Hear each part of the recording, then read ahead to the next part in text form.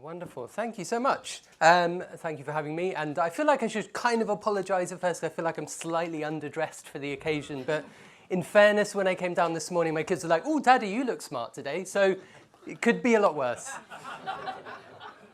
So talking about digital change, building resilient charities for the future. So let's start with a little bit of background about me.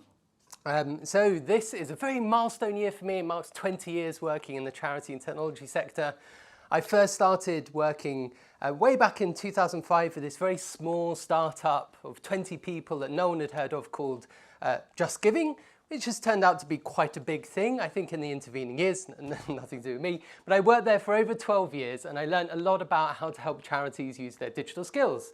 Fast forward from there, I started working with a few tech for good companies and some charities on helping them build their products, their programs. And I spent the last 7 years working at Lightful.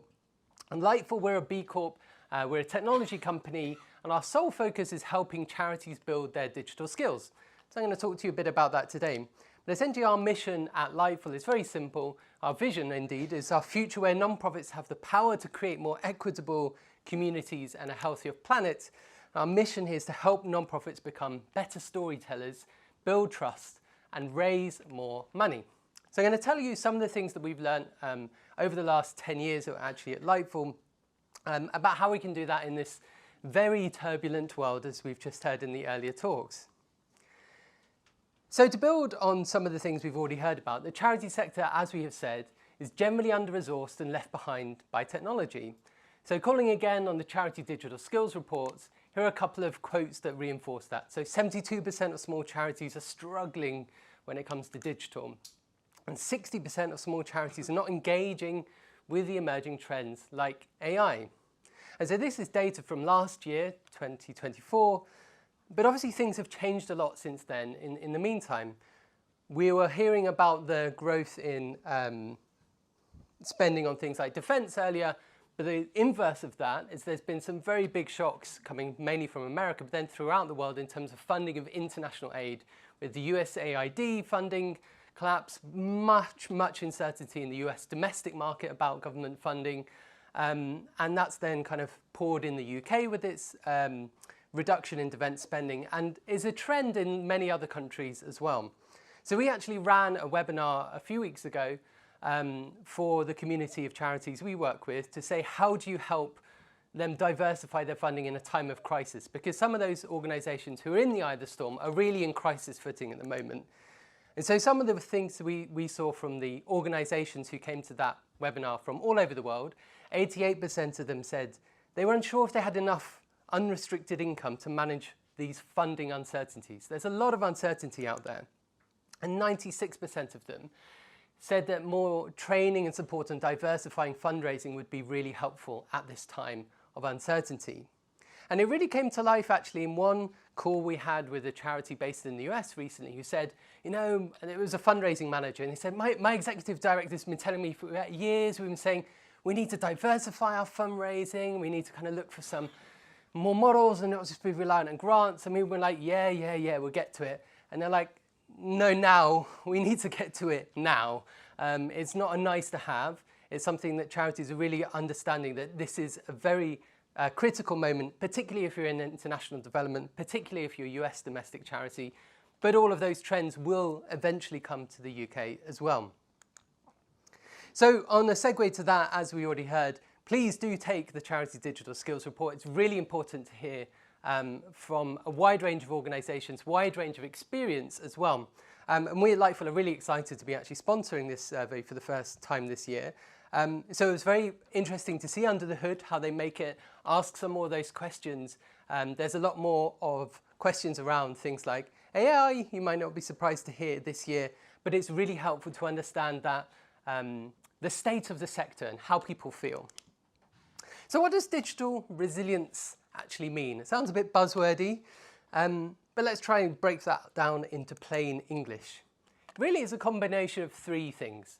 So the way we see it is about skills. It's about equipping charities with digital skills.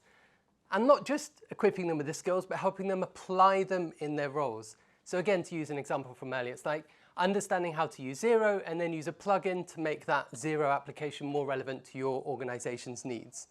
So the application of skills, not just learning theories. It's about giving them support. So how do you help organizations use those tools effectively? And do that over the long term. Because, I don't know if you've noticed, but the digital world moves quite quickly, and what you need to know now will be different in a year and 2 years' time. And it also means being adaptable. So ensuring those organizations can navigate AI, emerging tech responsibly, intentionally, and with clear goals and guardrails in mind. And all of that is about helping withstand this turbulence that we see throughout the sector and throughout the world in many different ways as well. So the good thing is that with the right support, we know small organizations can thrive. So this is a nice quote from an organization, a trust we're working with at the moment, who are funding a learning program. And so we at Lightful, we tend to work with primarily small charities. So kind of really under £1 million income, actually much smaller on average. They tend to be organizations, they want to run campaigns, they have maybe a basic digital presence, but they know they need to do more, but they just don't know what that next step is. And that's an attitude, that's a situation we see more and more throughout the sector all over the world. So the way that we do this at Lightful, we run a program which we call the Bridge program. So this stands for Building Resilience in Digital Growth and Engagement, which is a bit of a mouthful, and that's why it's called Bridge. And over the last 6 or 7 years, we've now worked with 3,500 organizations in over 120 countries around the world, with funding from 50 different partners all over the world as well. And the way that this works is we run a 6-month learning program. It's a combination of one-to-one coaching from people who have worked at charities. We have live masterclasses every month on key topics. We have an e-learning system, and we train people on how to use AI, and we build AI tools as well. And we build all of that round together in a community, so organizations get to go through that journey together. And how we structure this program is that we start with some of the foundations of strategy. Why are organizations online? What are their goals? What are they trying to achieve? Do they have goals? Do they know what their goals are? Are they achievable? Are they SMART goals? So really starting at the basics of what organizations are trying to achieve. Once we've got strategy sorted, we step onto the exciting stuff like storytelling. Charities have got the best stories to tell. Best stories to tell, saving the world, saving the planet. But often they're not so good at telling those stories because they're so in the detail of service delivery and helping the people that they help. So we help them build on their strategy, tell great stories, and then with great stories that leads to campaigning outcomes, that means to great fundraising outcomes, that leads to greater resilience and depth. But how do organizations try and learn all of these digital skills at the moment? So again, I'll go back to the Charity Digital Skills Report. And you're all square here at maybe at 19% of people who go to conferences, unconferences or workshops to learn about digital skills. Could kind of argue that's what this section is, maybe at least. But it's interesting to look, there's so many different ways people learn. There's sector publications, sector newsletters, direct advice from peers, YouTube videos, which is slightly alarming to me to see that that's quite so high about where everyone's getting all their knowledge from. There's not necessarily a really obvious source and a really obvious trusted source of this information, and it feels a lot like everyone's trying to make it up themselves, and there isn't a nice, easy path to follow. So that's, again, what we try and do at Lightful is give organizations that easy path to follow, help them know where to start. So, as I mentioned, we start with looking at their digital strategy. So this is an example from the Lightful platform where we just help organizations build their strategy by asking them questions. Why have you developed this strategy? What do you hope to achieve? What are your digital objectives across social media, website, email, etc.? Fairly basic things, but then the organizations get help to go through this, they can download it, and they've got their strategy, and they're on their way to success. We help them also build then campaigns based on that strategy. What are they trying to achieve? So they've got a goal of raising a certain amount of money. How do you start a campaign to raise that? What do you need to do? Who's the audience you're speaking to? how do you need to speak to those different audiences differently? And also with some of these things, you'll start to see we've got AI integrations, as many other products have, about helping organizations come up with even a campaign idea from content they've already created. So it's not coming up with random ideas with no context, but it's saying, you've previously written this piece of content about maybe a homeless shelter you've done. How can you take what you actually do and build a campaign from it? And one of the things people are concerned about, rightly, around AI in particular is kind of ethics and the ethics of using AI. One of the products that we have built kind of turns that on its head. Is when we talk about storytelling and charities are saying, how do we tell our stories and how do we tell our stories ethically, which is definitely a niche for our sector. We've built a tool that helps organizations put in, so here on the left, they might say, put in a blog post, put in an email, put in some content they're putting on their website. And with one click of the button, they will start to get some AI-generated feedback on their story, which will talk about authenticity, dignity, empowerment, transparency, and context, which are the 5 key parts of ethical storytelling that we teach in our curriculum. And so there are ways, and then after that, the AI will give specific examples of each of those themes and how you can improve them in your storytelling. And at the end, it also looks and says, if you've mentioned anyone's name, have you got consent from that person for using their name in that particular story? So there are ways to use AI to kind of make your storytelling more ethical as well. So as we're on that segue, and I'm talking about digital, I can't not go down the rabbit hole of AI. So this also marks the exciting point in the presentation where we have some audience participation, which you all sound really excited about. So if you will indulge me, could you all put a hand up in the air, please? Okay, wonderful. Now, you can put your hand down if you have used a large language model like ChatGPT, Claude, or any other tools like that today. Today. I mean today. Okay. If you have used any of them any other days, you can put your hands down. Actually, and okay, great. It's the hands up. So, people who still have your hands up in the air. Did any of you use maps to find the office? Yes, then you can put your hands down. Oh, we've got 3 more people. Okay. Did any of you pay for something on a credit card or debit card so far today?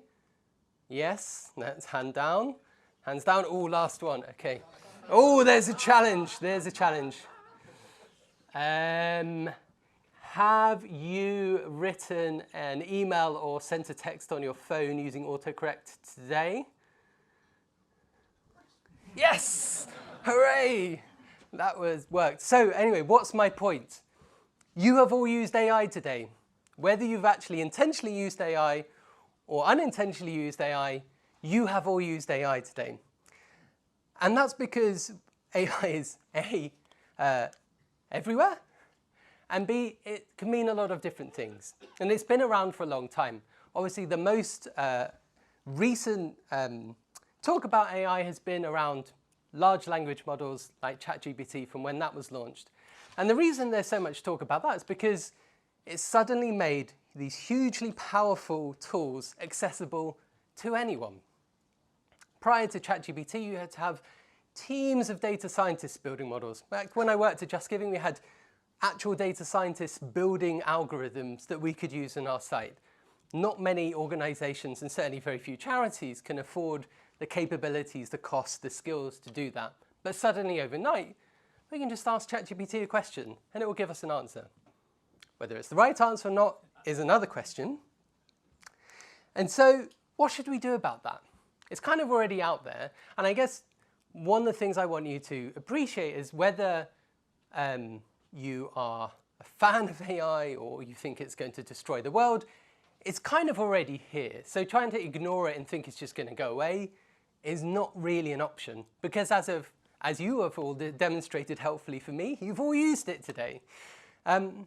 So the question is, okay, it's here. It's something we can use. So how do we use it? And how do we use it ethically? How do we use it responsibly? So the first step for that, I would recommend, is creating guidelines or principles.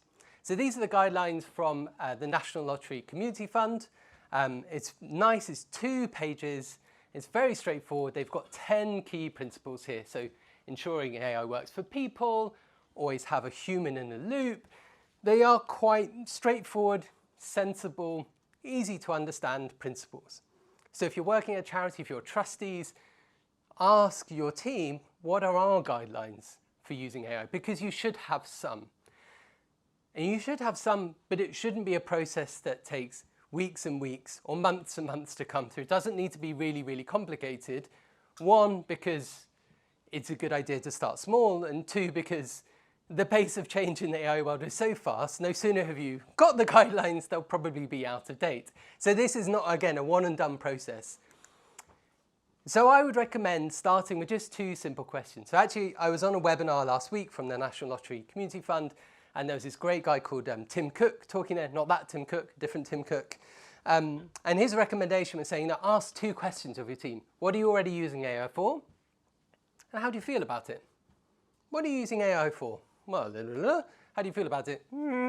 Is probably how most of those conversations will go. And that gives you a starting point to then frame, well, how do we want to approach this as our organization?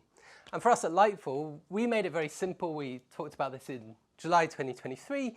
It's about building responsibly, building equity, and building trust, because we believe that AI actually has enormous benefits, particularly for small charities, to help them optimize their workflows, create content, save time, give them time back to spend on things that only human people can do. So actually here, if you are really interested, there's an AI policy template we have created. They really asks just a few very basic questions. How will AI help achieve our mission? How we ensure AI is fair, doesn't cause harm? How do we avoid bias in AI? And just some very straightforward starter questions to help you have that conversation as a team. Anyway, so back to us wonderful humans. The question is, does any of this work? So once you've got all these digital skills, what difference does it make? Well, we ran our first longitudinal survey last year, looking at 5 years of past cohorts, past organizations we'd helped. We saw that 95% of the organizations felt that going through this digital skills program had a long-lasting positive impact on their organization. In fact, of those organizations, they'd raised on average 80%, almost 80% more on the program compared to beforehand. So this really does actually help organizations become more resilient.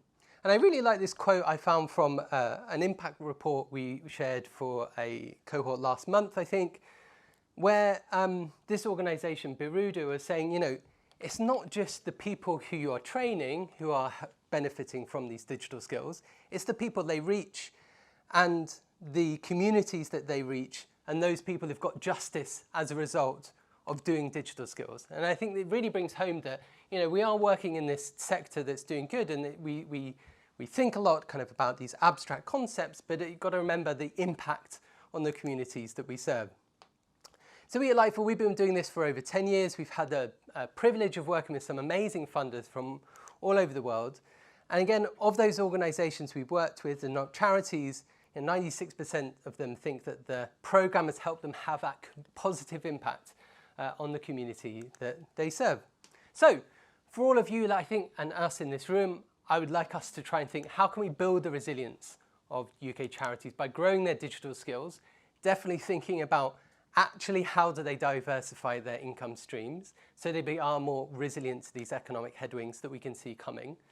Tell their incredible stories. All got incredible stories to tell. They're moving, they're powerful. They make a difference to the world. And I think that with all of that together, that can help us build trust and rebuild trust in our society that is becoming increasingly polarized and fractured. So a couple of takeaways at the end of this as I come to time. So if you are a trustee, some things you can do. Just make sure digital is on your board's agenda.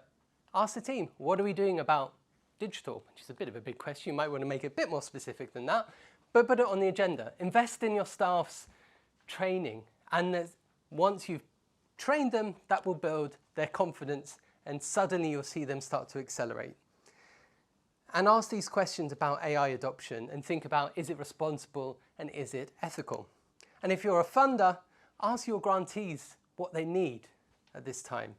As all of those things may feel abstract in USAID or US domestic policy, they're going to be coming our way very soon. So be prepared for supporting the organisations you support, and invest in this long-term digital capacity building, not just one-off projects. Support them over many, many years, because their teams will change, the technology will change, the techniques will change, and they will need to adapt to them.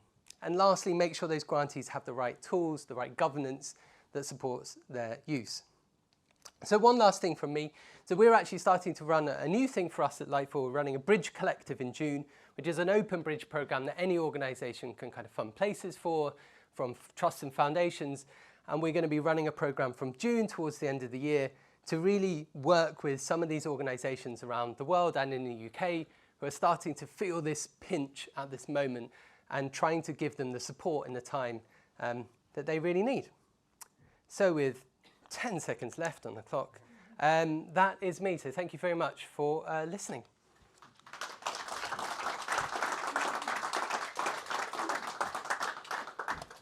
Very good. Excellent. Shall I go over there? Oh, sorry, yes. Got to keep to protocol. Sorry. Good. Yes, in fact, we're well. Yeah, we are. I'm getting a bit confused on timing here, but anyway. Anyway, fine. Well, it looks like I think we're slightly ahead, but the computer thinks we're maybe not so far ahead. But there we go. Thank you very much. Lots of really, really useful thoughts, I think, for many of us that are at the start of that digital journey. And I thought your sort of comments around AI particularly useful as well, given that this is obviously such a new area for all of us. Good. Okay. Well, we have got 20 minutes for questions. There we go. They've reset the clock. We've got 20 minutes for questions, or we can go for drinks 10 minutes early. What would you prefer? No, it's fine. Yeah, if it's 10 minutes early for drinks, then you're welcome. It's fine. Well, you don't want to be under pressure for 20 minutes either, do you? Okay, good. Any questions? Otherwise, I can certainly do a few questions. We've got one at the back. There we go. Thank you, Adam.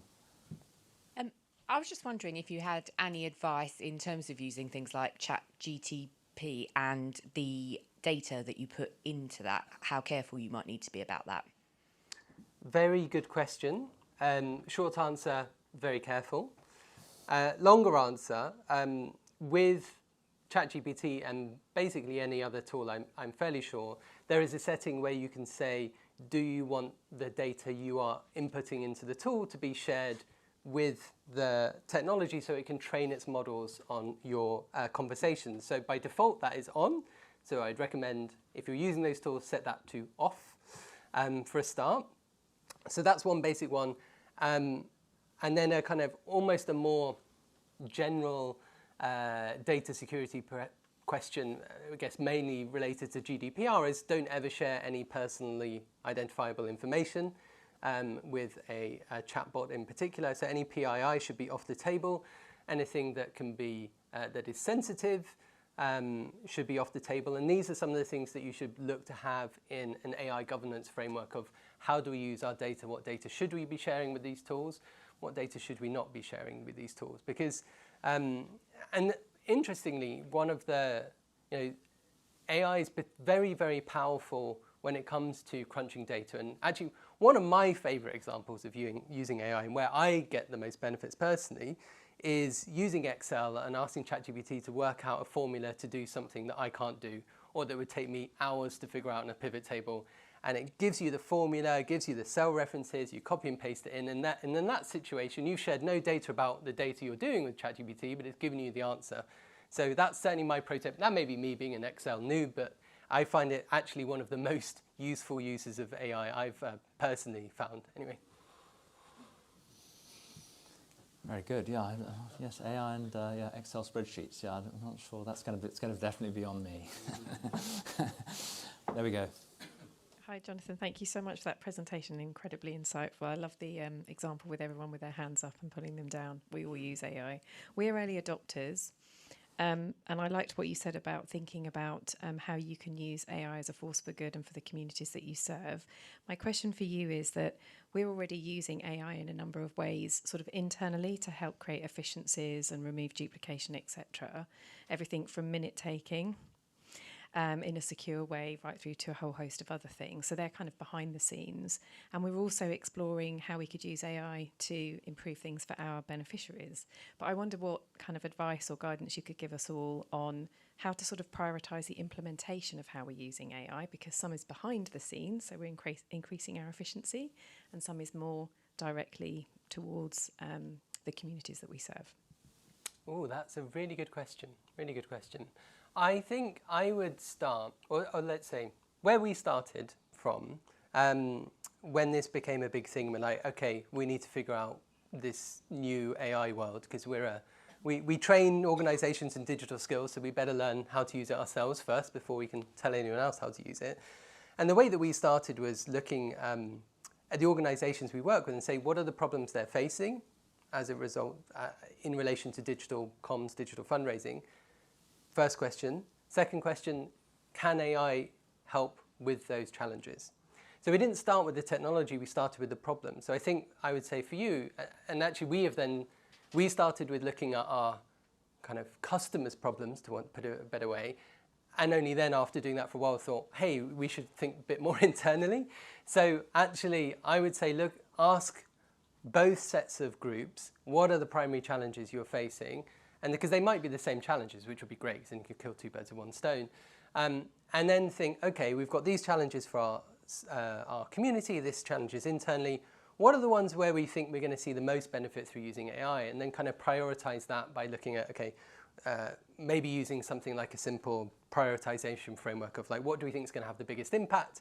What are we most confident is going to have an impact? And what's the easiest thing to do? And pick the easiest high impact things and prioritize that way. Because and it is interesting, we've focused much more externally. Now, internally, we've realized that we need to make a much better effort at how we all use AI. So one of our organizational values is we're always learning, which makes sense as a learning organization. And that is in one of our OKRs at company levels. We have 3 OKRs. One of our OKRs at a company, which objectives and key results for a company, is to live our values. So we have our values in our company objectives. One of them is we're always learning. In our company, we then have a value of 90% of staff have shared a way that AI has helped them do their job. So we've made it in part of our kind of company values so that everyone all internally understands this is something we want to help us all be more effective and be more efficient in our roles. Lisa. Thank you. Just following on from that, really, is you go through chat or whichever one it is. How do you then cross-check that the results that you've got from your AI are correct and that they've not missed anything out? Another great question. So I would never trust the first answer any AI tool gives you. And I think one of the phrases, again, in the National Lottery one was making sure there's always a human in the loop. So the good analogy that people often use is like AI is like a very smart intern. You'll ask it to do its job. It will supply you with something, but you will check it before sharing it with someone else. So one, make sure that the person who's generating it is checking it.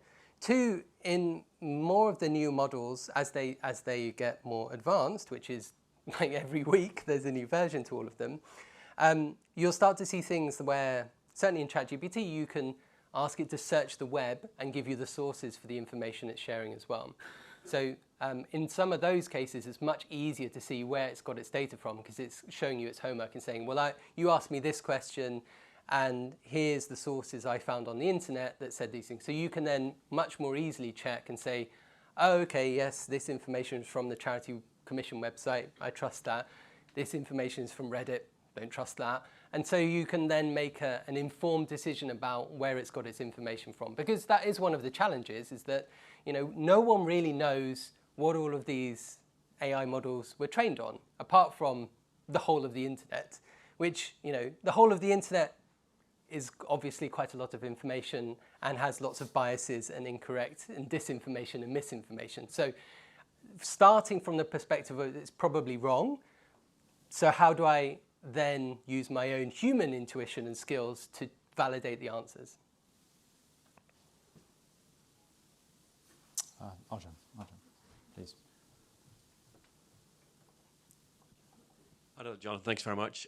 You talked about your digital workshops, and I guess my question goes to there's many deserving charities in the room here. How do you ascertain or select the charities that enter your workshops? Is there a sweet spot of a charity that you think there is? Very good that would question. benefit most? Right, yeah. So our model, we tend to work with large trusts and foundations who fund us to deliver training to their grantees. So the organisations going through the programme don't normally pay for it because they're usually very small grassroots organisations. At the start of every cohort, an organisation will apply to take part in the programme. So they'll take a short survey which asks them about their digital skills, experience, fundraising, history, etc. And we use that information to gauge, are they going to be a good fit? So we normally are looking for organisations who have sort of under 20 staff. We ask for them to take sort of only 1 to 2 hours a week. So it's a low effort, but we're looking for organisations who are really motivated to take part, of saying, look, the sweet spot is, I know digital is important, I really want to do it, I just don't know how. And that's the sweet spot of when we can then go, okay, great, you're motivated to do it, let us help you. And then even though the program is 6 months, we start to see some of those changes in the first couple of weeks once they've had their first call with a coach of saying, like, what is it you're trying to do? And they're like, I see it. That's the sweet spot.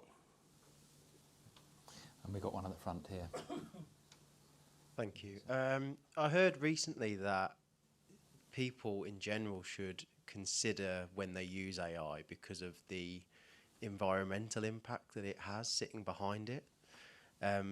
So firstly, do you agree that that is a consideration? And secondly, if you do, how should charities who are potentially concerned about their carbon footprint factor that into their use of AI?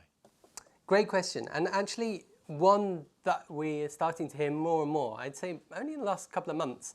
And it's a really good thing that now we're faced with a new technology and we're asking, is it ethical? Is it correct? Is it going to, does it align with our charitable values? Which maybe wasn't the case.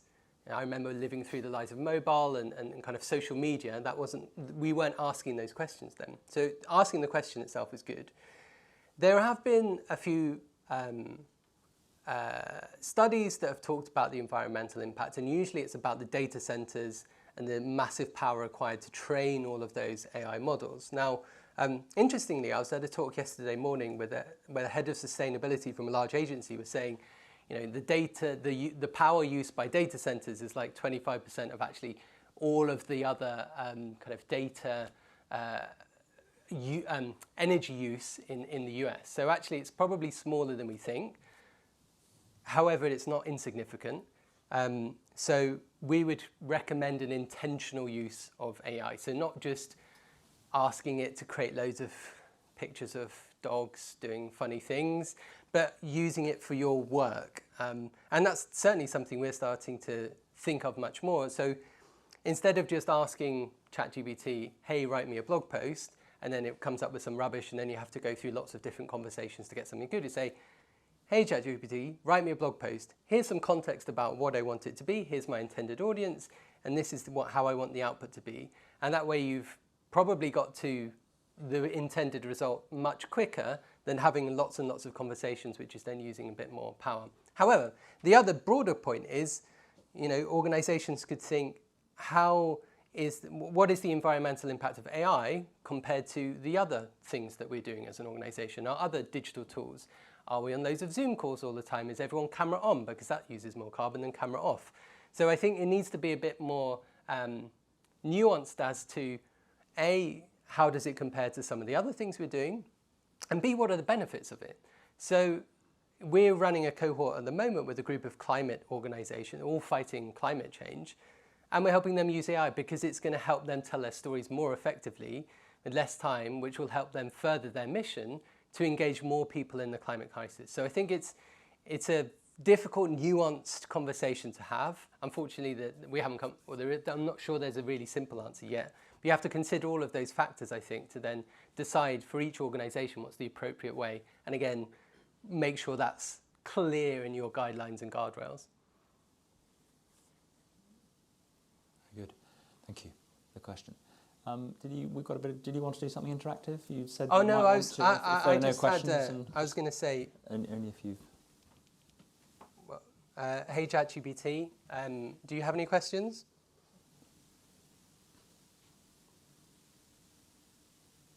You're welcome. Let me know if you need anything else. Ah, there we go. An example. Try that again, ChatGPT. Do you have any questions on the talk I just gave? Hi, Jonathan. That was a great talk. One question for you. AI We is a recorded that hot before. topic. How should charities balance excitement about AI with the ethical concerns around its use? Great question. An example of how, if you've got very low self-esteem, you can use AI agents to make you feel better about yourselves, as one point. Well, I think hopefully I've shown that there are kind of two sides. There's excitement. There is great potential. I really, truly believe that. I mean, I've spent, as I said, 20 years, my entire career is in charity technology, and I've never seen something quite so transformational and powerful come so quickly and also change so quickly. You know, we are working fairly at the sharp end, not at the ultimate sharp end of the kind of big companies like OpenAI, but even we struggle to keep up every day. There's something new, there's some new capability. Even before this talk, I was noodling around with something and this AI agent to build some tool, and it's like, wow, I can do stuff that would have taken my developing team months and months to build. And so this is this incredible step change in power and opportunity.